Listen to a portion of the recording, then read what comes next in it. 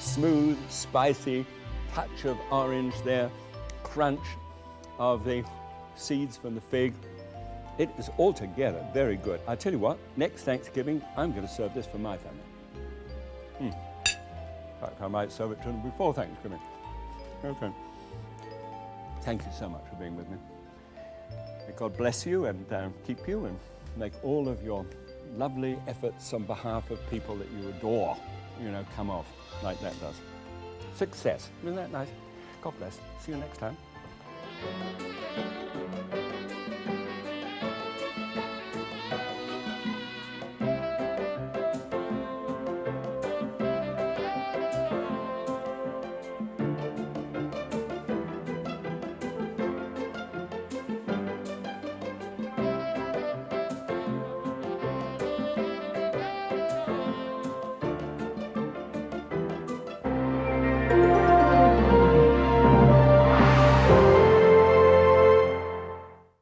Welcome to Graham Kerr's Kitchen. It's really 2 programs in 1.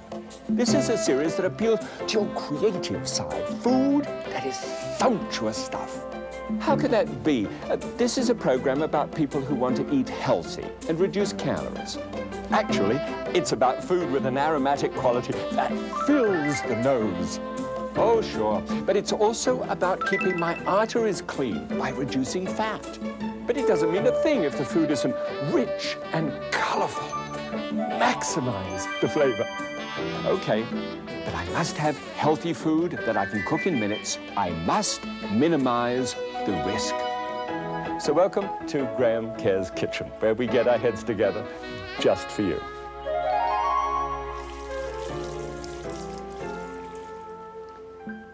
And welcome back once again. Now, this is that wonderful opportunity of us to get our heads together and see whether we can get something which is really going to minimize risk and get some flavor going. And this one is a sauce, actually. It's a great sauce, and it's actually somewhat like the great sauces that you can get from Europe and all over the world. But this one is important, because it deals with a flavor that everybody loves. Now, let's see whether that's true. Do you love French onion soup? That thing that is crusted with the cheese. We'll clear the cheese off for the moment and just summon up that flavor once again. Okay, now that's a really popular flavor. That's important with something like this. Now, you see, here is a piece of food. It doesn't matter what it is, but that's a piece of food like that.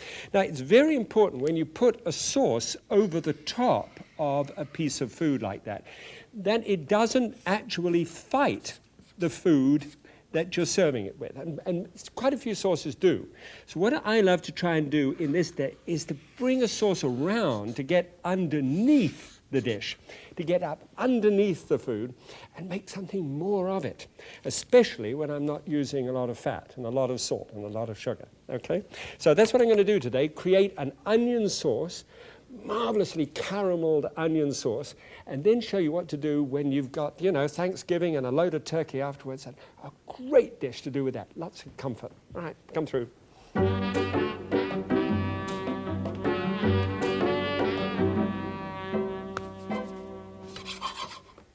Right, I need to get on with this because, you see, the first thing that I would do in this case is to take just a little oil and put it into a hot pan and start the process going. Now, what I've done here, just to show you what it looks like, the oil that I use is a little olive oil. And by the way, that is different from the normal olive oil. This one has been deodorized, so you don't get that full, pungent, extra virgin olive oil thing, which I love and which, gourmets all over the world just extol.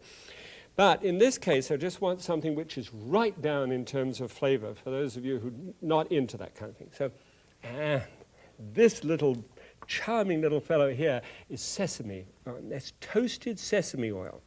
And what I do is I put in about 1/16th part of toasted sesame oil. And now I know Trina's going to say to me, stir with a knife and stir up strife. It's one of those things in our family. And that then has that toasted sesame taste, and it's wonderful. Now, I'm just going to put 1/4 teaspoonful of that. It's almost as if you're saying, look, why bother? But it's a signature item, and you can, because it's complexity. When you reduce fats, you have to come up with things that are genuinely tier upon tier upon tier of flavors and colors and textures, and it's wonderful. Okay, so we drop that down. Small sizzle as it, there we are, you can hear it? Good. As it hits the pan, and just stir it all around just to be able to get those onions just going fine. Now, there is a seed, a couple of seeds which can go wonderfully well in this. Now, here's a seed on this side. Those little seeds are called caraway seeds, and these are dill. Now, I wonder whether you can see the difference between the two. They are really quite different. They've got different functions that they play in flavor. But that little seed there is the dill seed. It's a wonderful seed, and of course it comes from dill, and it's dried, and they last forever, well, more or less. And here is a caraway seed. It sort of looks like a little tiny dried banana, right? And those go into this. I don't want to waste anything. But I take 1 teaspoonful each of that.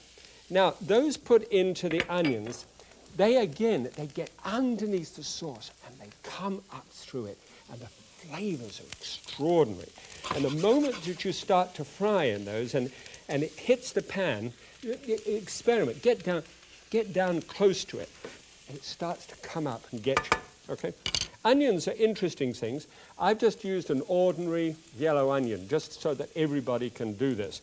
But here's a Walla Walla. By the time these come up, everybody goes crazy, because this is in the state of Washington, the United States, and these are wonderful sweet onions, and just add that extra sweetness to this dish, which are great. But as I said, I've done this with a regular one. The Walla Walla, when it's dried, out of season, looks like that.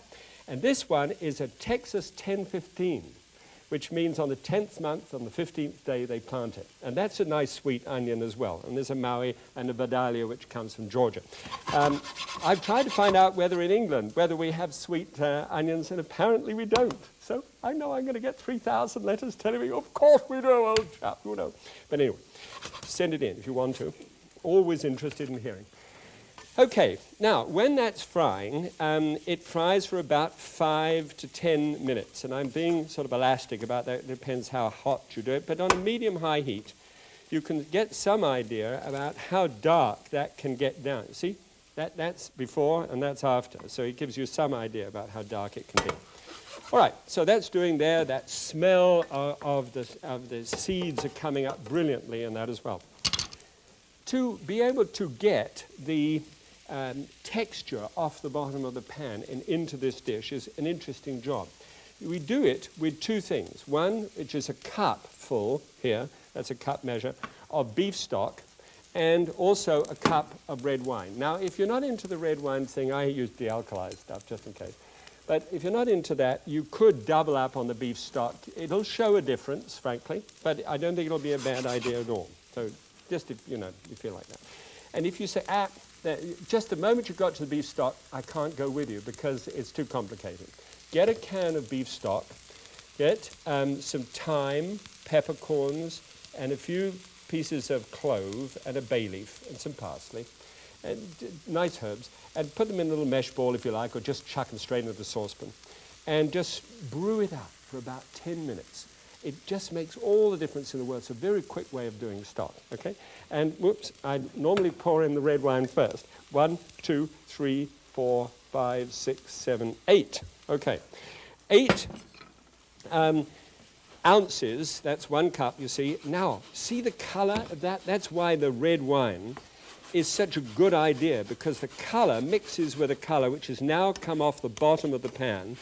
Take all advantage of every residue, because that's where the flavors of the onion combined with the seeds together and have drawn out this wonderful flavor. So just get it all off the bottom. And here now is 1 cup of that beef stock with just that little extra herbal touch to it. And build the heat up underneath that and get that bubbling and nice and hot. Okay, good. Well, this is going well. Well, you see how simple it is? Very simple idea. Okay. This is the standard way that I thicken things. As you might know, this is the arrowroot deal. Arrowroot, in this case, has got about 1.5 to 2 tablespoons full of arrowroot. Normally, if you've got a cup, 8 ounces of fluid, you put 1 tablespoonful for 8 ounces, and that thickens it nicely. In this case, I put just a little bit more. I've got just a little bit more. I've got almost 2 tablespoons full of that mixture going together. Okay, now, because this is straightforward starch, it means that the moment that it hits a hot pan, it immediately clenches up. So if you've got a real heat underneath that one that I have here at the moment, it's sort of brewing up nicely. If you will do that, what will actually take place is little, dumplings will form off the bottom of the pan. That's not what we want. So you move that off the pan base there and just stir it in. Now, you'll notice that this is the starch before it cooks. The starch before it cooks is that milkiness that it has to it. But now as it's absorbing, you can put it back onto the heat again. Yeah, and it's remarkable. I mean, just look at it. You see, it doesn't need to boil to thicken. It is just so soft. And when the milkiness goes out of it, the color comes into it. And look at the color that's in that. It's just delightful.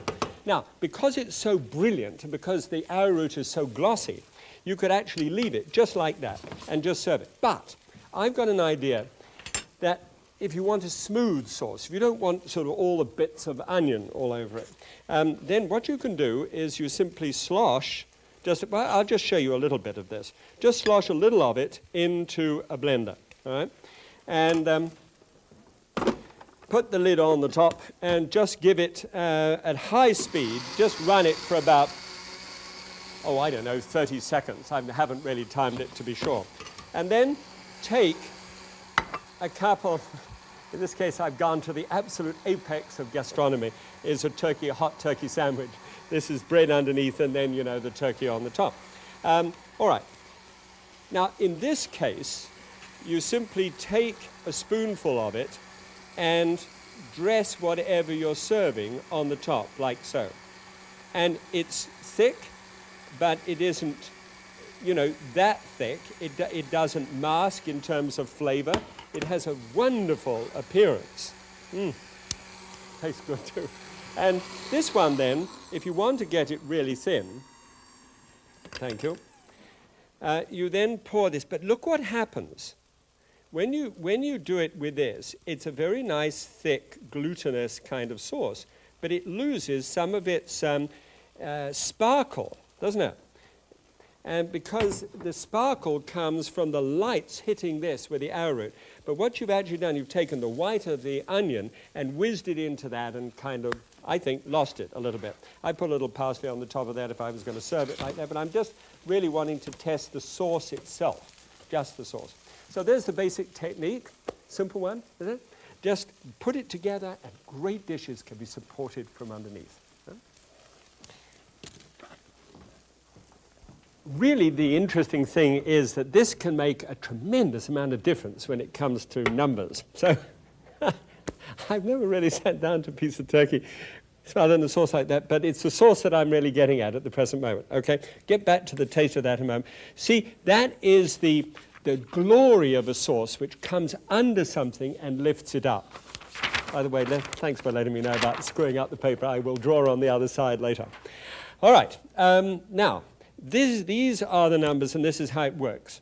The first one here, 180 calories, in the Minimax one actually just gets to be 84. Right? And then we get to the fat, which is just 1 only gram of fat as against 13. Saturated fat is absolutely 0. And that gives me about a 10% of fat from calories, and that's really good. Cholesterol is down to 12, and in this case is 0, and then sodium is 20, and then just a couple of grams of fiber at the end. So that really works out very well indeed. So it's just a question of the taste, as it normally should be. Now, here the darkness is there, the quality is there.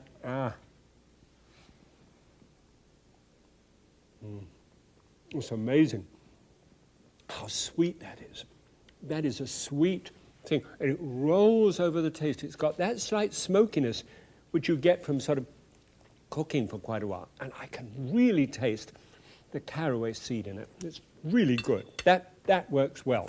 Okay, so that is something that you could use for, I imagine you're into it already. Now, I'll show you a very interesting idea when you've had Thanksgiving or Christmas or something like that. You've got a turkey left over and ham, right, and mound of potatoes, steaming hot and gorgeous. Come along.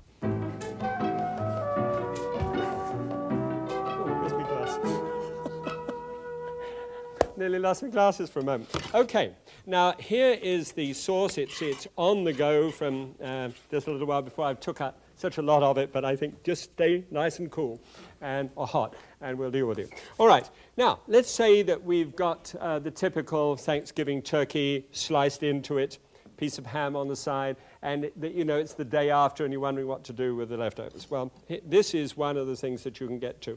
And let me show you first of all what it looks like in terms of meat size, because I know that not everybody has a pair of weighing scales.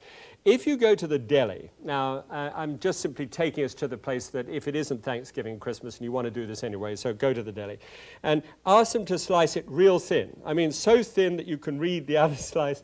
You could drape it over a newspaper and read the newspaper through it. So it's that thin. So you can get 2 slices of ham and perhaps a whole slice of turkey. I'm going to see where I am. And another piece of turkey, and that would give me about 3.5 ounces of meat altogether. All right? So there's the portion. That's the portion size. Very thin slices. If you're doing it yourself at home, I've no doubt it could be thicker than that. So what you do is get a little bit of oil, just a tiny drop of oil, and if you've got cereal bowls normally contain about 8 ounces. So get a little bit of oil into the bottom there and measure it with a measuring cup. Just pour it into the top, make sure that it works. And then take a slice of ham and drape it in on the side until it sort of half covers the bottom. Then take the other, there's the piece of turkey there, and fill up that side.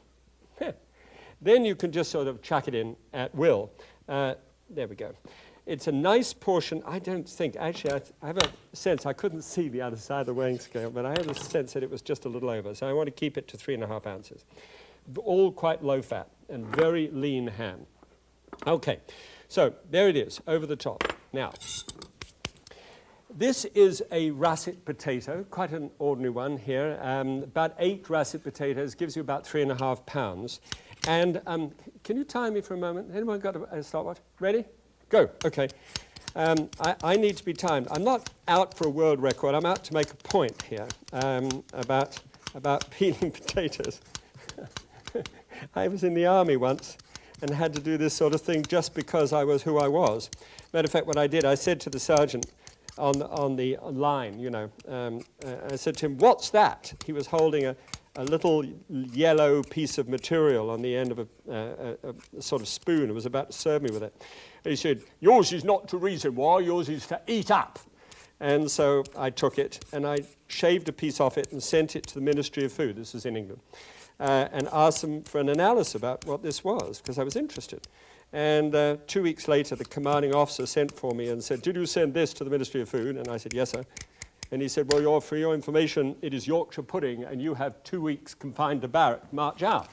And so that was my first time of getting KP and having to do, the work. How long did that take?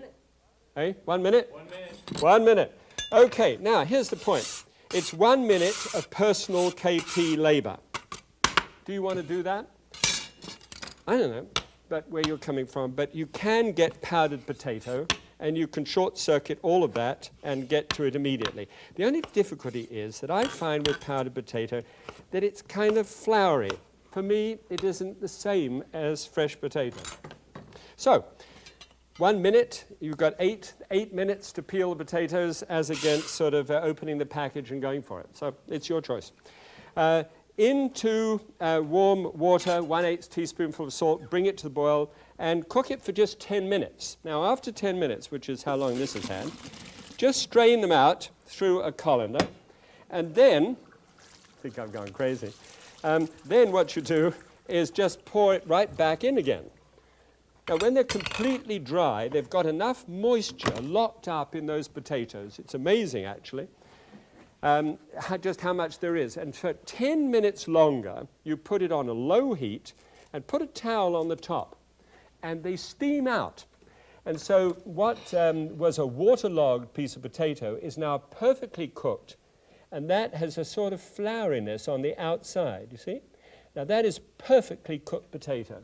Believe it or not, chefs in London actually have to go through a test to see whether they're going to work in a famous hotel. They have to cook boiled potatoes and make them come out just perfectly like that. All right, so put that into a mixer and just run it slowly. And I've got here about half a cup of buttermilk. And you know, some potatoes are drier than others or wetter than others, and you're going to have to sort of work that through yourself. So then about 1/8 of a teaspoonful of additional salt onto the top, some freshly ground white pepper, which is really just black pepper with the overcoat knocked off it. But this way it doesn't look like it's, you know, somebody's mended the roof on the top. And just simply curl it round like so. And then this is an intriguing idea. This is a nutmeg shaver, because it's hard to grate nutmeg. And there are little shaves of nutmeg going down there. Not too much. You don't want it too nutmeggy, but just enough.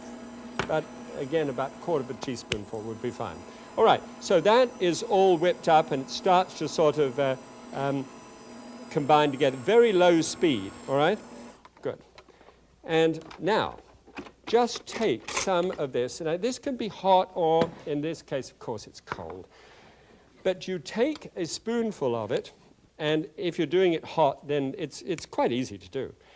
Just simply dash it in on top there, and smooth it out so that it comes not quite to the lip, all right? And then just move the little bits of the extraneous pieces of ham and turkey back from the outside.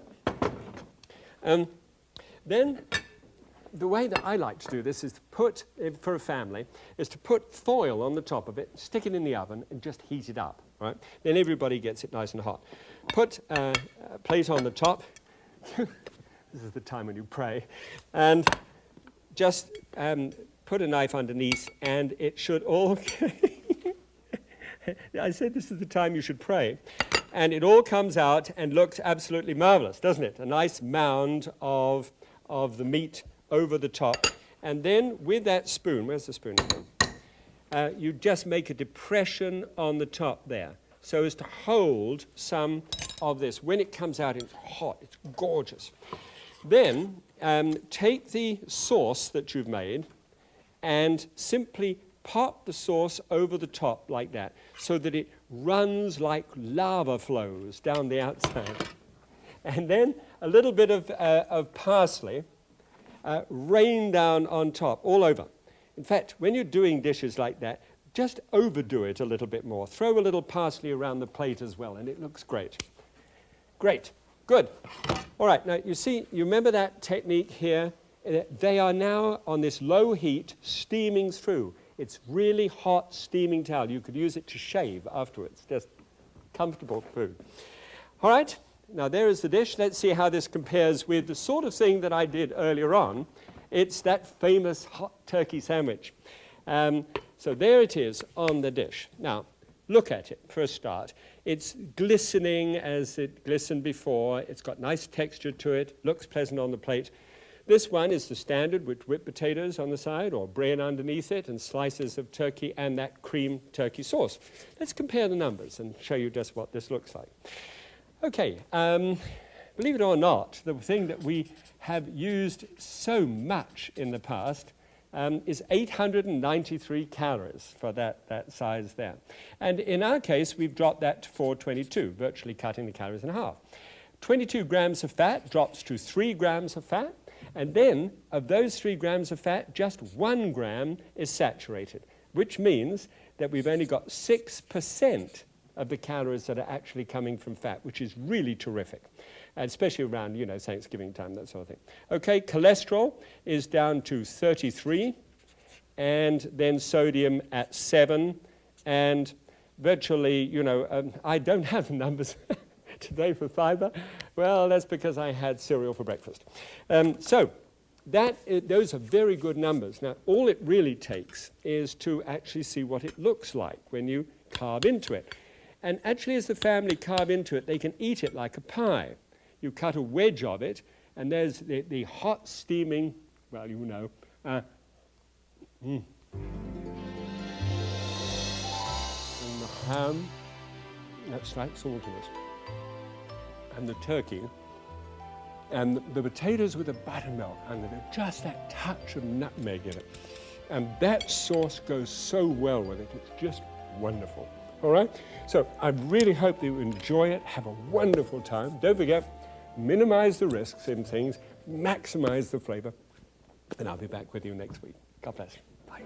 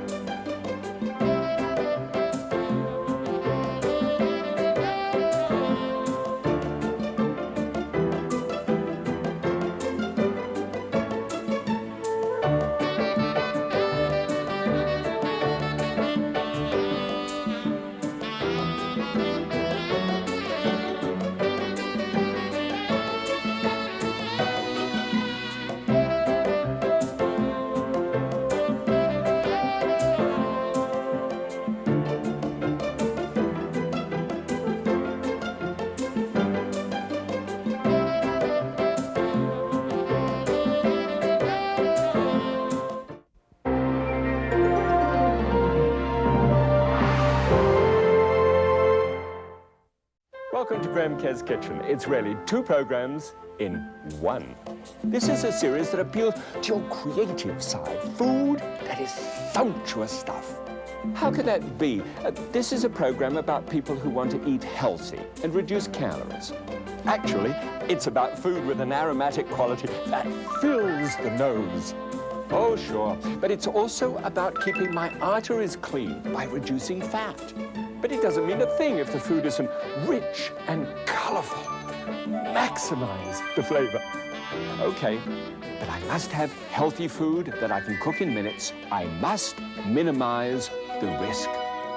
So welcome to Graham Kerr's Kitchen, where we get our heads together just for you.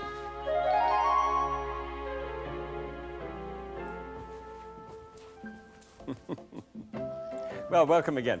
This time, of course, we're going to have another look at those things where we minimize risk for you and at the same time boost the flavor, because you can't do the one without the other. If you take risk out of something and don't fix it up, what it is, it's dull and terminally bad news. So that's what we're trying to do. I'll do a little simple thing first and then just expand it a little bit for you.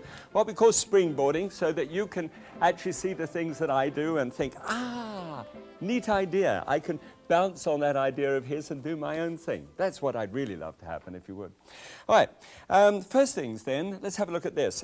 Creamy toppings. Now, almost everywhere that you go, I mean, you could have a slice of pie, or you could have, let's say, a muffin like this. Almost everywhere, say, look, here's a typical one here. What's that? I knew. Potato, of course. What you do, you wind up, you put things, you say, somebody comes and say, do you want it a la mode or with whipped cream? Yeah, well, fine, yes, of course. And how about on your muffin in the morning? A good spread, perhaps. And what about in the potato in its jacket? Why not just put it? Do you know, it's amazing wherever you go, there's a little bit more. Do you know that this could add up to 200 calories? And this one could add up to 85 calories? And this one, 95 calories? I mean, just one after another.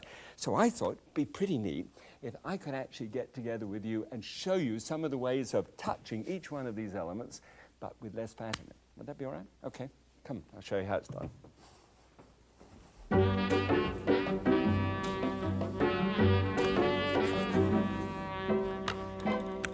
Well, it all has one basic root cause to the whole thing, or, you know, foundation of the whole thing. And that is something which is now called yogurt cheese or fresh cheese. I don't know if you've heard of that. But what it is you nick out to the store and you get a yogurt and you read the label and it has absolutely no fat in it at all. It's not low fat, it's no fat. And it has no gelatin or anything else to be able to secure it and make it look, bouncy and firm. Now, this has got to actually come apart in the process of straining. So what you do is you get a little strainer like this one. So it's got a very fine gauze in it, and it's held together quite firmly so that it can go through a dishwasher. And just put it over the top of a jug or some bowl, or even back in here if you want to. And then just take this is perfectly plain. It has no flavor in it, therefore no sugar in it, just completely plain yogurt. And just fill that up. Now, this particular strainer will take a full cup. In fact, if I just keep on doing that, I can actually get just about 2 cups out of it. Now, what happens when it strains, and you should just about be able to see it start now. You see how it's weeping here? You get 50% of the volume of that will be lost. Will go down into the bottom, and what's in the bottom is called whey, W-H-E-Y, and it's a sort of greeny kind of liquid, and it's got protein in it, so you could use it in a bean dish or something like that, and it doesn't taste that great, but it doesn't taste that bad either, but anyway. But in the top, I'll show you what it looks like in a moment it's done. Now, if you don't have one of those things, and you're saying to yourself, well, I don't have one of those things, by the way, put a lid on the top of it always to make sure that nothing odd drips into the top of it. You could get one of these, which is just an ordinary strainer, plastic one will do, and just one sheet of kitchen, I never know quite what to call that, absorbent paper, you know what I mean, it's just sort of picker-upper stuff. And just drop the rest of that, just put it into there, it'll work just as well, and it will drain out. Now put a plate over the top. All right, stick it in the fridge, all right? And when you stuck it in the fridge, it will be there for about 5 hours. Now, I've actually left it in the fridge. Gosh, how long have I left it? I don't know. I mean, I must have left it in 10, 12, 15 hours. It's not that it suddenly spoils or goes wrong at all. All right. So, bearing that in mind, that we're going to get that, I'll show you what it looks like when it's strained in just a sec. Now, here, when I'm doing a dessert topping, say for a piece of pie, then what I love to do is take some fresh fruit that's in season at the time. At the present moment, raspberries, and if they're not in season, then like these, then you can actually get frozen ones.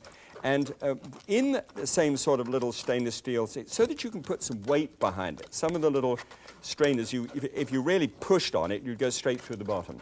So just make sure, if you're ever going to buy one of these things, that you can press on it hard. So you press on it until there's only seed left behind, and I want about 1/4 cup of pulp underneath. Now, I do that with apricots, any other kind of fruit that you really like. But this is nice because it's got nice tart. It's good color, too. So then I take just the product, one of those, just 1 cupful of the strained yogurt, and just drop that down into the raspberry puree. And it's that thick. You remember how it looked before? Twice as thick as that, could be even thicker. And here, in this little shot glass, there is the most wonderful honey. Now, I love this stuff. It's fireweed honey. And if you've ever gone along, if you've ever taken a railway trip out west or Midwest, and alongside the banks in the summer, you'll see the fireweed. They're about 3 to 5 feet high, pink, they start about here and they sort of go up to about this high. And they're wonderful foraging ground for bees. And they get in there and they love it. And it's usually where there's been a fire. That's why it's called fireweed. And it's in groves of them, and the bees get in there, and it's fabulous taste. I really enjoy it. So there we go. You stir that together, and it's a liquid. It's like a heavy cream, all right? It makes a good dunking cream, really. So just pour that out into a little cup and then serve that on the side. So that's the first one. It tastes great. I'm going to taste it a little later on. Okay. Now, next one.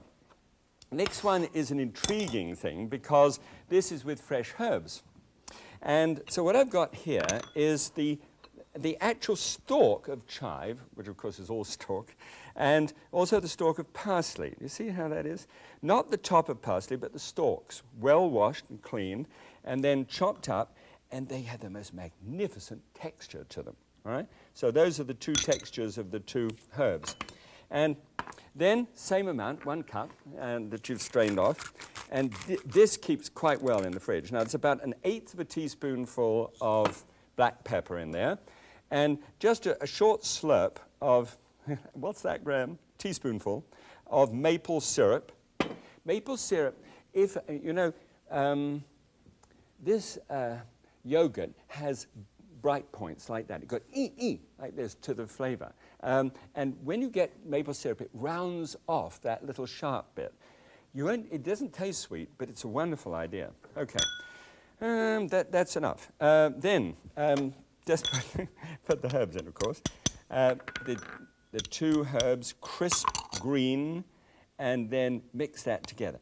Now, if you've had a baked potato in its jacket, and somebody comes, sour cream, bacon chips, and all the rest of the bit, just forget the bacon and just think of this as a potato dish. So you take a potato and just make a little cross on the top of that. If you like, and it's hot, you can wrap it around with a cloth like this and bring it straight out of the oven and then press it around the outside. And it opens that up in the top, and it makes it the most wonderful thing to eat, actually, because it's ready for the topping. So the topping goes on there. Can you imagine what that's like? And there's no fat in that whatsoever. Remember? Non-fat. Okay, put a muffin into a toaster. There we are. Get it nice and hot. Let's put that on one side over there. All right. I can't remember which ones it goes on, but it's all right. That's the herb one. Now, this one is just an absolute knockout. If you take garlic and you just simply cut the garlic off, the shoulders of garlic, like that, you've got this opened wide. Now, you can use the same bits so you don't waste anything. And then wrap that up, put it in an oven at 375 degrees Fahrenheit. That's 190 degrees centigrade. Just whack it on and ho! Good. And it's somewhat hot. And just unwrap it. And look, this gorgeous piece of garlic is just lying there waiting to be used. Just press it down hard like that and look what happens. It squeezes out into this fine pulp. Look. And that does not, I know, I can almost hear intake of breath. Come on, Graham, you're joking. I'm going to smell from here to kingdom come. Not at all. This has the most incredibly light texture to it and taste. So you just take that, which is about 2 tablespoons full of garlic pulp, and just whack that into, there we go, into the top. And another little spoon. I've got spoons all over the place here. And some freshly ground pepper as well. And do you know, here's where I'd like you to experiment. You see, I've got a whole bunch of fresh herbs here. I've got marjoram and thyme and all that sort of stuff. Well, here I've got just a little bit of thyme and just a little bit of marjoram. Just a bit. Now, please do it just the way that you want to do that. All right? Just your way of doing it. So just stir that up together, and please yourself, please do something that you really like the sound of. And then just shoot that into the top. Now this would be, I would say, with French bread. All right? Instead of butter at the table or rolls or something like that. Remember, always no fat whatsoever. Terrific stuff. All right, so we've got this one. I've got this and that one. And now, up here, come on. I know, don't ever poke a knife into one of these things. That's entirely right. Now, I just want to show you what happens to this. Here is just a little bit of the absolutely plain yogurt put into a little tub, and I put this on my table for breakfast in the morning. I smooth it out, and then another spoon, just a little drop of marmalade on the top, and that's English Seville marmalade, and smooth that out. I cannot adequately describe to you how much I enjoy that when it's done. It's wonderful. A little bit of the garlic one, I want to put that on here so as to be able to taste it. And a little bit of the strawberry bit too. I want to taste each one with you. All right, okay. So there's the muffins. Here's the rest of the mix. Have I got something that's missing, Graham? Yes, of course I have. It's that one. Fine. Presentation is everything. So I knew I'd have a good go at this one. There we are. I promised that there would be things for you for toppings, for pies and muffins and potato. And so we've done it all. Let's have a look and see the sweet one here that we've got and see what we turned up with. The sweet one, this little pink one here, that instead of 217 calories is 89. The fat is 0. Okay, remember that? 0 saturated fat. 4% of that topping, therefore on a piece of pie, is fat. And only 1 milligram of cholesterol, 36 of sodium, and 3 dietary fibers. So that's terrific stuff. Now, here is the one which is the savory one, all right? That's the one with all the fresh herbs in it. And the same one for the garlic. Instead of 89 with the sour cream topping, you'd have 31. 0 again fat, 0 saturated fat. Isn't this fun? 3%, only 3% calories from fat. Cholesterol 1, 36 milligrams of sodium, and dietary fiber 0. Okie doke. Now, quick bite. Every morning, the best time of my whole day is that combination. It's just superb. The raspberry is good. And now this, which shouldn't be following the raspberry. Oh, that's such a good idea. All right? Now, just think of that. That really works well. And don't forget to springboard your idea, okay? Now, my springboard on this one is going to be a pear dish. It's a dessert. So we'll look at the famous pear Belle Helene and then see what we can do to create a pear fondue. Dipping in some of this. All right. I'll show you how it's done.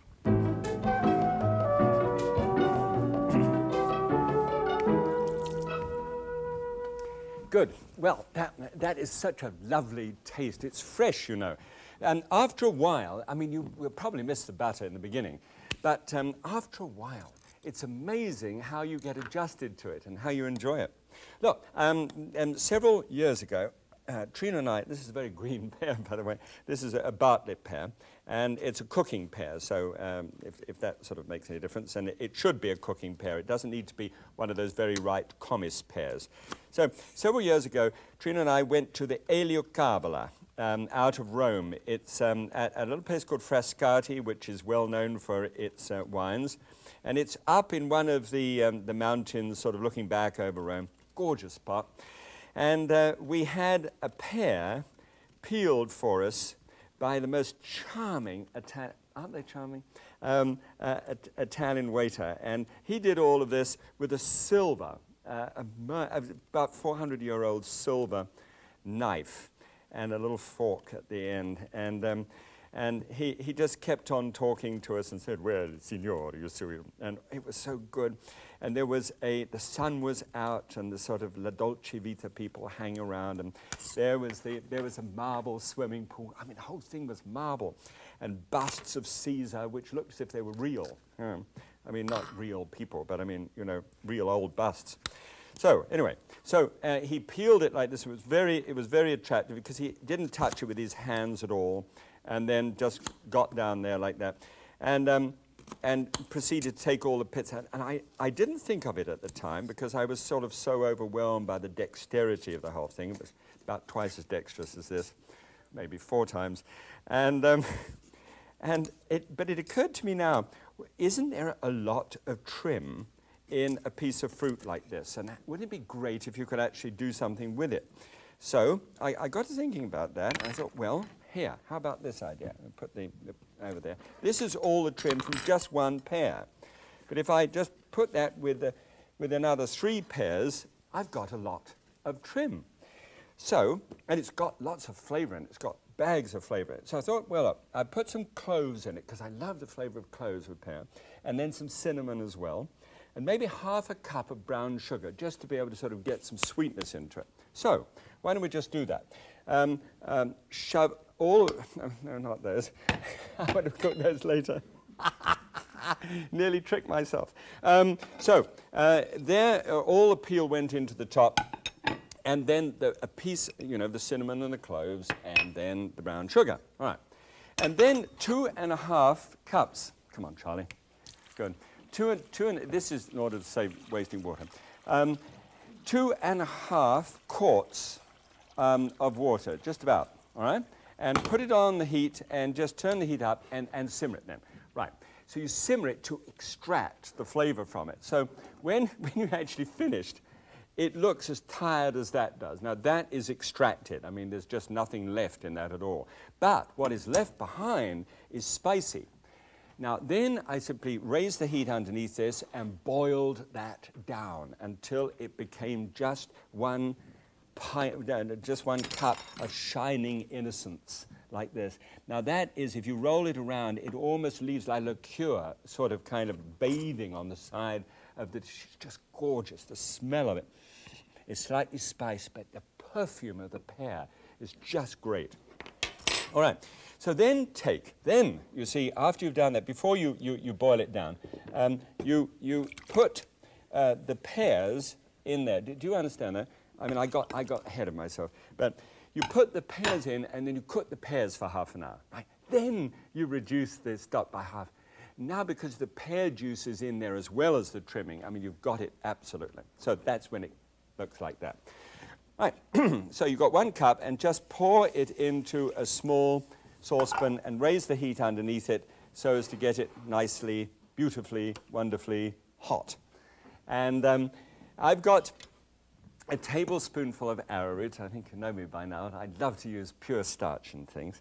And about 2 tablespoons of water. And that just rustled together makes the perfect glaze. Now, you could use cornstarch, but if you did that, what you'd have was this cloudiness which comes over the top. I don't want to get cloudiness. So that's done. All right.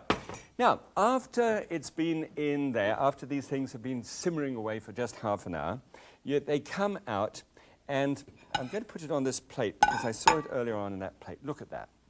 There are some beautiful things in this world, and you may be sitting at home and saying to yourself, really, Graham, you're waxing too eloquent about this one, but I cannot wax over eloquent about this one. This is gorgeous.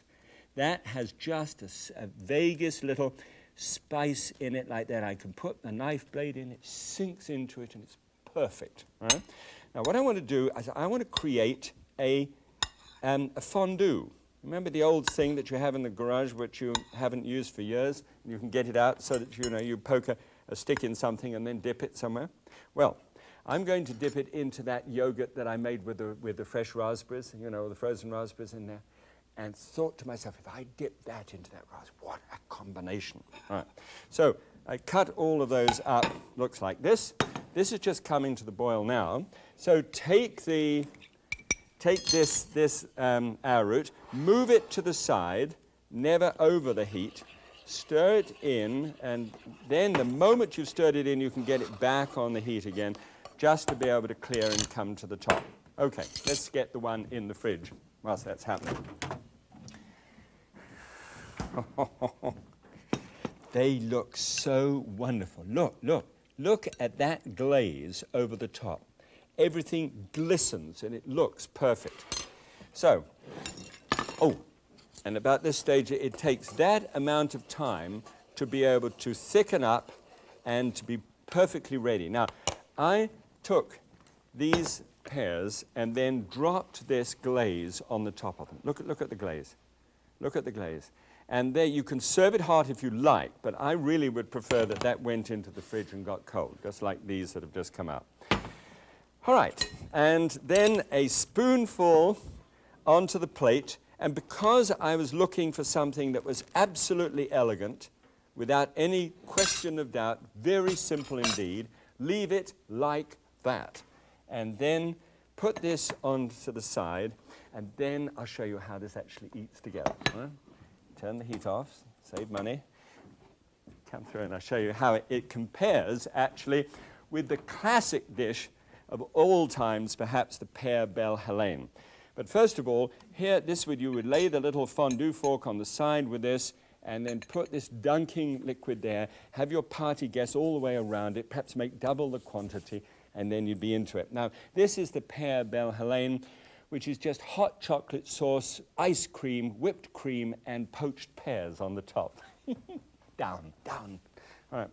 Now, let me show you the difference, if you'd like to see that there's a real difference here. Okay, 708 calories drops down to 224. And then fat, 25 grams of fat here, 1 gram of fat. Now, this is for dessert time, you guys. Saturated fat, absolutely 0. That means the percentage of the calories that actually come from fat, whereas 32 here, are only 4% in this dish, which is fun. Cholesterol, which used to be 59, it's not too bad really, is down to only 1, which is good, of course. Sodium is just 54, so no real problem there. Dietary fiber is up to 6, which is excellent. I couldn't think of a more intriguing way of having a dinner party that for friends that I loved, that I wanted to look after, and who would actually leave my home and go away and say to each other, not, we're going to have to run 3,000 miles to get that dinner off, but to think, wasn't that a wonderful dinner? And let's try that fondue, because it was such a good idea.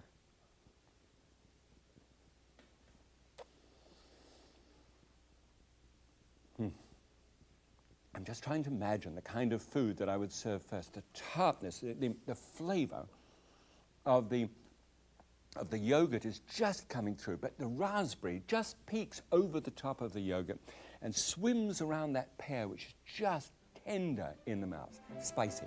All right? Nice idea. Thanks so much for being with me once again. God bless you. Look forward to seeing you next time. Great stuff. Bye.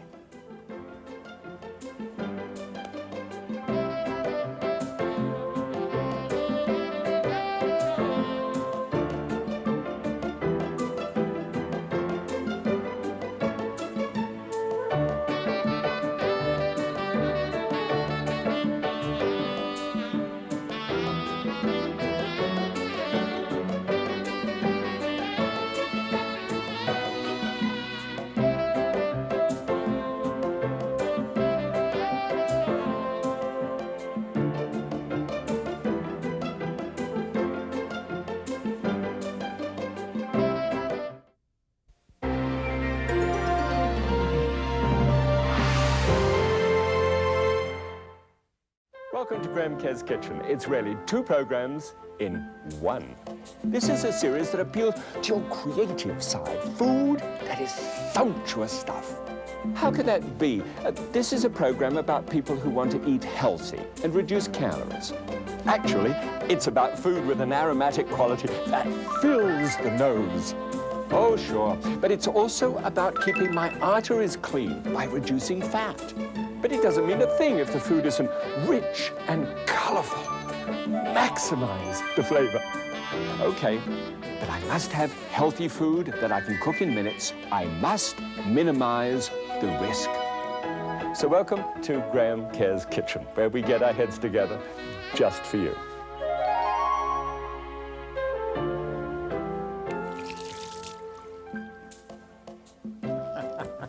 Well, welcome back once again. This program today is really about stocks and broths and things like that. It's a foundation if we're going to cook great food. You know, normally what I do is do a technique, just one, and then springboard into something a little bit more. This time it's all technique, wall to wall. Got 4 different things for you. Come through. Actually, what I'm going to do is try and explain the difference between a stock, broth, and water, I guess. I found out that when you take the fat out of something and the salt out of something and the sugar out of something, it can be horridly bland, and it really needs all the aroma, color, and texture you can master to get into that. And one of the ways of doing that is to look at whether water will do it. Well, when water has got, you know, this fat fellow in here, and he's got his hands out either side bracing and doesn't want to sort of leave it for a moment, it works. You can actually put water into a dish and the fat will carry the flavor.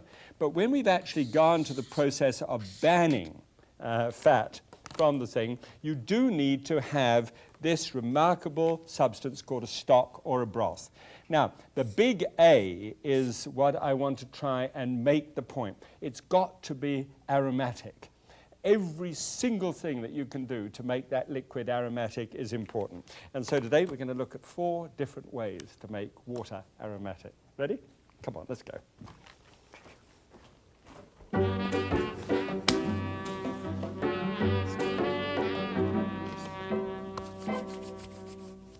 Great. Well, now, as you see, I've got pots everywhere. And it'd be good fun, this one.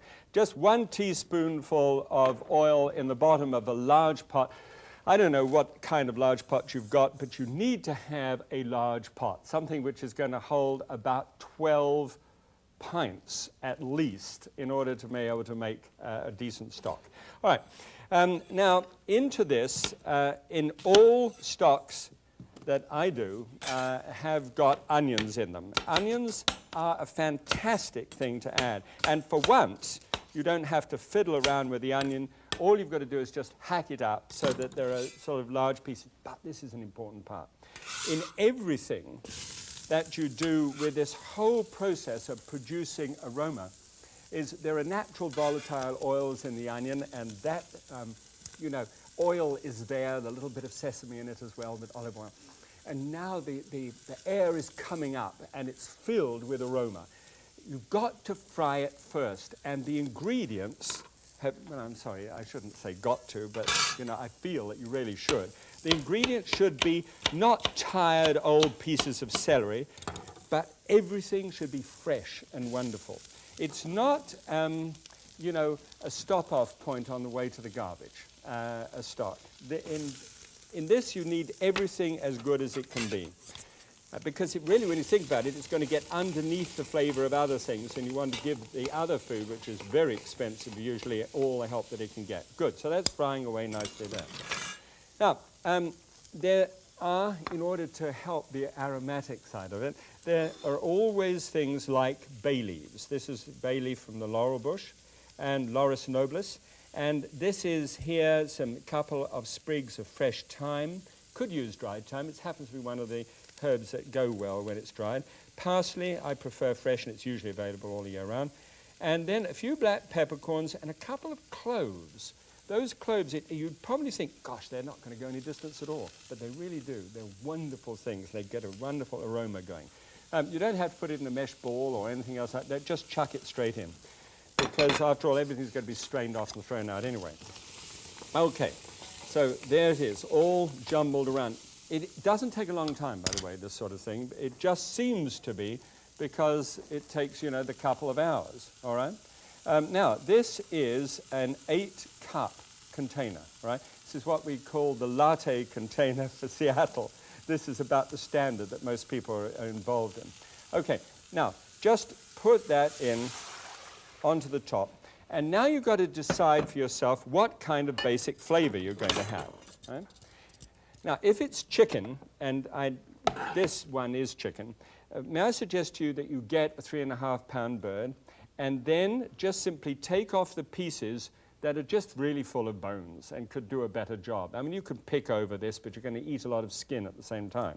So take that off, and take the whole back and the ribs and the breastbone area until you're left just with the primary cuts. So it doesn't take a moment to be able to cut it up. And look what you've got. You've got a much less costly, breast of chicken. Could be 15 cents a pound less. And all of this is just bunts. It's an old family word that used to have bunts. It just means it's over and above anything that you thought you were going to have. All right? Lid on, lid off, and just let it simmer like this. Now, 2 hours simmer if you want a broth or a soup base of some kind. 4 hours simmer if you're going to make a sauce out of it. So all you need to do is just walk away. Well, almost. As it's happening, take a skimmer like this one and just run the skimmer over the top and collect some of the fat and the, dare I say, well, I call it froth. It can be, despumation or scum, if you will, that comes off the top there. Just put it in, and what I do, I put it into a fat strainer. See this? the fat comes to the top and all the debris kind of falls to the bottom, and you've got clear stock in between. I'll show you how you fix that in just a moment. But that's what I do all the time. Just keep on walking past it. It doesn't matter. It's out of sight, out of mind. It only took 5 minutes to start the thing going. All right, good. Now, here's another type of stock. If you want, say if you're doing some beans or some brown rice or something like that, you know how turgid those things can be when they've been, you know, no real flavor to it. It's just water in brown rice. Have you ever had that? And if you like it, I'm sorry. I didn't mean to cast any aspersions about it. Put it into some cold water, bring it up to the boil in the saucepan, and then go back to this again. I do that just to blanch the outside of the thing, because I really don't know what it's been. And when it's been in a heavy smoke, it could be all kinds of stuff on the outside. Anyway, put that back into the pot, and come on, thank you. And just run enough water over the top of it. It's about 5 or 6 pints of water normally. Should just about cover it. And check the manufacturer's handbook if you're going to be using a pressure cooker like this one. And this is a pressure cooker idea. By the way, if you want to use beef bones, okay, now beef bones are put in the oven about 350 degrees Fahrenheit for an hour. And I just opened it up and got it all in place. And see how beautifully brown they are? Now, that gives you color as well as a great flavor, all right? And also the fat just comes falling out of it. All right, then a couple of bay leaves, all right, on top of that, and 3 cloves, just a couple of cloves up on the other ones. It's amazing how much that does in terms of real flavor. Then always check manufacturing, you know, always check this thing. Ah, I can see you. This is a hole through here, and you've got to make sure that a hole in a pressure cooker is open before you start. That's the main thing. It doesn't matter how modern the device is, that has got to happen if you're going to be safe with it. Put the little lid on, build the heat up. When it starts to sizzle, you know, like this, then's the time to turn the heat down